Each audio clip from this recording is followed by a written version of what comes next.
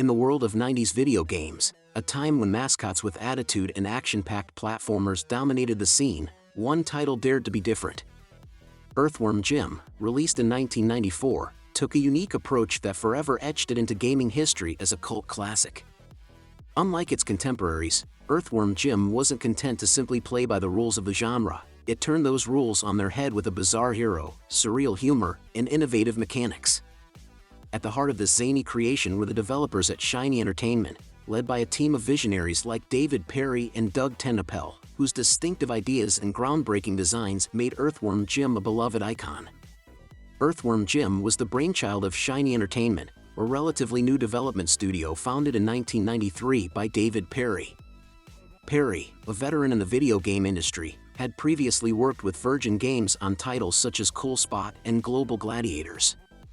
After establishing Shiny Entertainment, Perry's vision was to create games that would break away from conventional design, allowing creativity and humor to take center stage.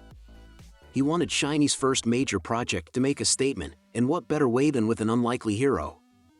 To bring the character to life, Perry collaborated with Doug TenNapel, an illustrator and animator known for his unique cartoonish style and eccentric ideas. TenNapel came up with the concept of Earthworm Jim, a humble earthworm transformed into a hero through a high-tech, robotic supersuit.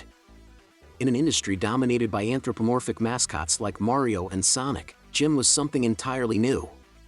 His origins were humble, just an ordinary earthworm who lucked into a spacesuit and found himself wielding enormous power. This juxtaposition of a common, almost pathetic creature in a position of power was the foundation of Jim's character, which was further enriched by TenNapel's whimsical, exaggerated visual design.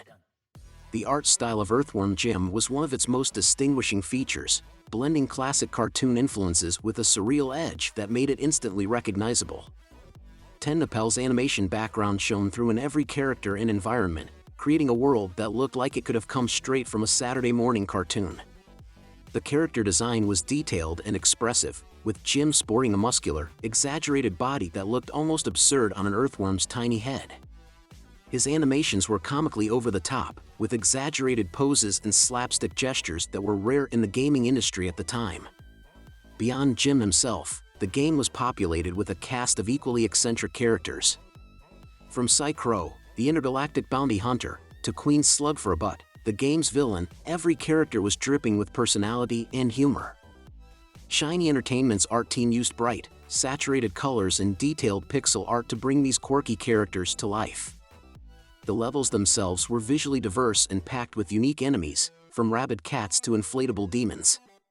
Each stage had a distinctive look and feel, contributing to a surreal and engaging experience that felt fresh and unpredictable at every turn. While its art style and characters were unique, what truly set Earthworm Jim apart was its gameplay.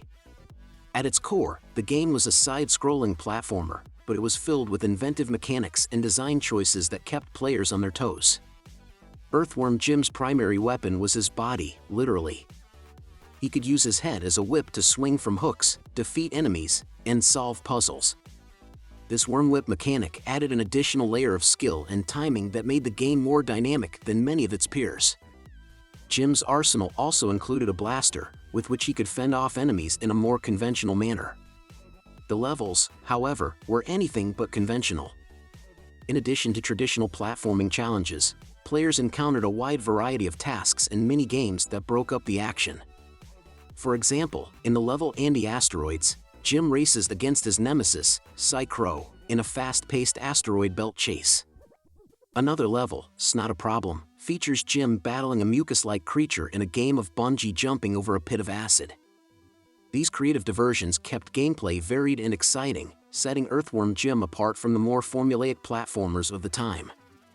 Perhaps the most memorable aspect of Earthworm Jim was its humor, which was infused into every aspect of the game. From the title screen to the ending credits, the game constantly played with absurdity and surrealism, keeping players engaged with its oddball sensibilities. The game's humor wasn't just relegated to cutscenes or dialogue, it was embedded within the gameplay itself. For example, the first level, New Junk City, has Jim launching a cow into the air, a seemingly random act that becomes a running gag throughout the game. Earthworm Jim also parroted video game tropes and pop culture, playing with expectations in a way that was both surprising and entertaining. In one level, aptly named For Pete's Sake, players must protect a character named Peter Puppy, who periodically transforms into a monster whenever he's harmed. It's a hilarious yet challenging twist that exemplifies the game's playful approach to design, encouraging players to think outside the box while also serving as a lighthearted jab at traditional escort missions. Earthworm Jim was a commercial and critical success, garnering praise for its innovation, humor, and visual design. It was nominated for and won multiple awards, and Jim quickly became a pop culture icon, spawning a line of action figures, comic books, and even an animated TV show.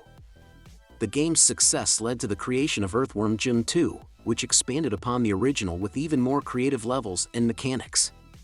However, as the gaming industry shifted towards 3D graphics and open-world designs in the late 90s, Earthworm Jim struggled to keep up. Attempts to bring Jim into the 3D era, like Earthworm Jim 3D, failed to capture the charm of the originals, and the franchise eventually faded from the spotlight.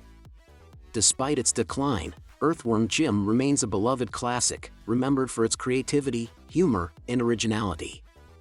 It showcased the potential of video games as a medium for humor and narrative, proving that games could be just as entertaining and surreal as any cartoon or comic book. The game's impact is still felt in modern titles that embrace weirdness and humor, and Jim himself continues to pop up as a nostalgic icon for fans of 90s gaming. Earthworm Jim was more than just a platformer, it was a testament to what can happen when developers are allowed to take risks and think outside the box. With a small, passionate team at Shiny Entertainment, a visionary artist like TenNapel, and the fearless guidance of David Perry, Earthworm Jim managed to carve out a niche in gaming that was both strange and utterly captivating. Its quirky charm, clever mechanics, and relentless humor make it a game that still stands out nearly 3 decades later. In an industry often focused on sequels and safe bets, Earthworm Jim is a reminder of the creativity and whimsy that define 90s gaming. It shows that sometimes, the most unlikely heroes, like an earthworm in a spacesuit, can leave the biggest impact.